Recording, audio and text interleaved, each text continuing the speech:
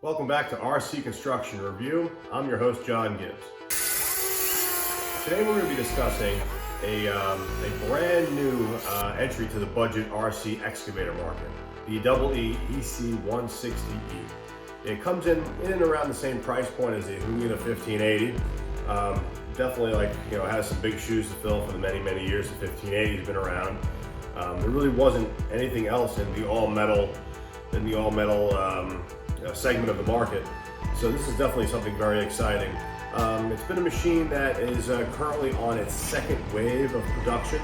The first wave had been plagued with different issues with the electronics. I personally own a second wave. Had a little bit of an issue with a limit switch, which I basically just unplugged it, and it works fine.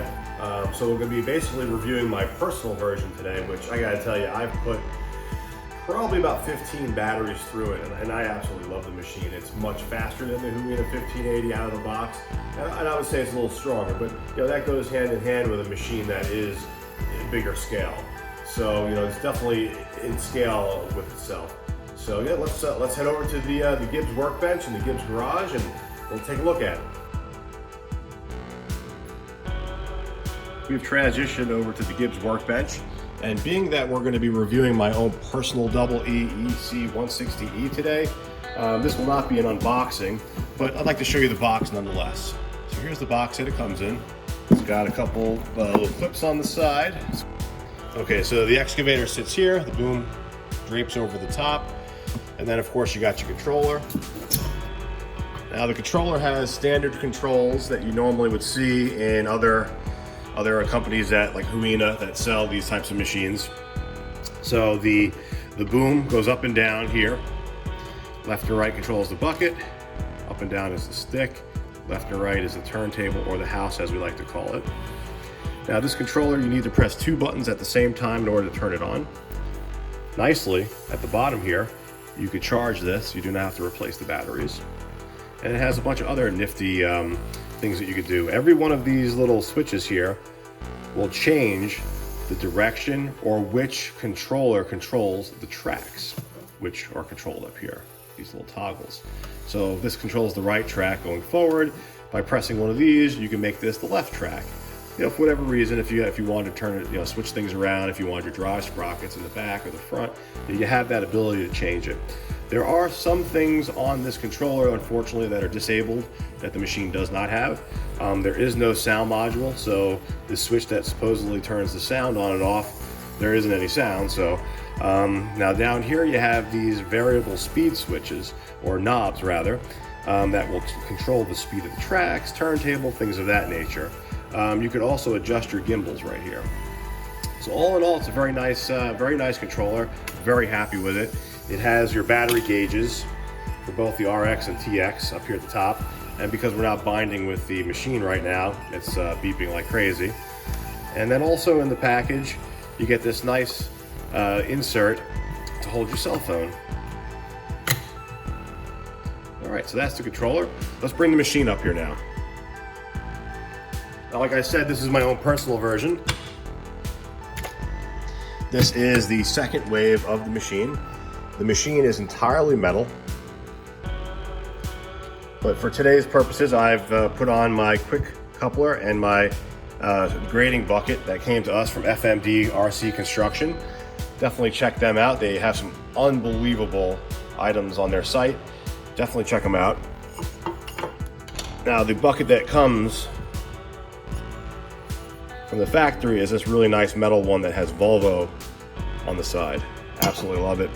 Now, to turn this machine on, all that you need to do is open this door after placing the battery in and flip this switch.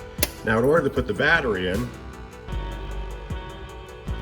this one right here, you open this up, you have a connector right here to plug the battery in. Let's move this forward a little bit. Now, what I like to do, and I've seen people put the battery in different orientations, but in here there is a little bit of a void inside the body. So after I plug mine in, I just slip it in there, and so you see it just falls right in. So it's got plenty of room on this machine. And it also has two more doors. I'm sorry, one more door. My apologies. So, you know, some people try to get to the battery this way. I found it seems to be a lot easier from the top.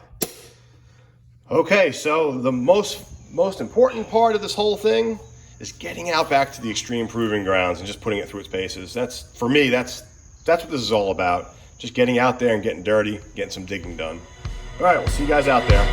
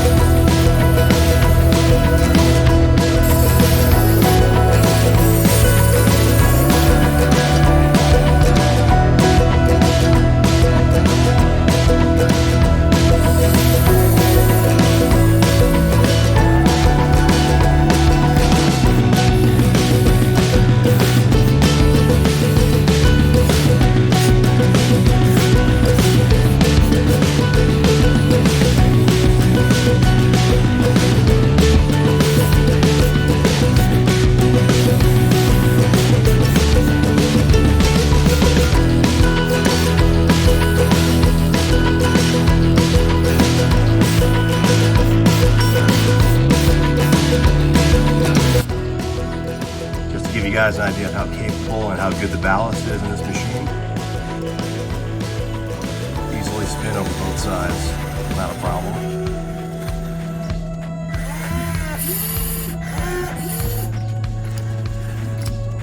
Let's see how far we can push it. That was that's about the limit right there. Not bad at all.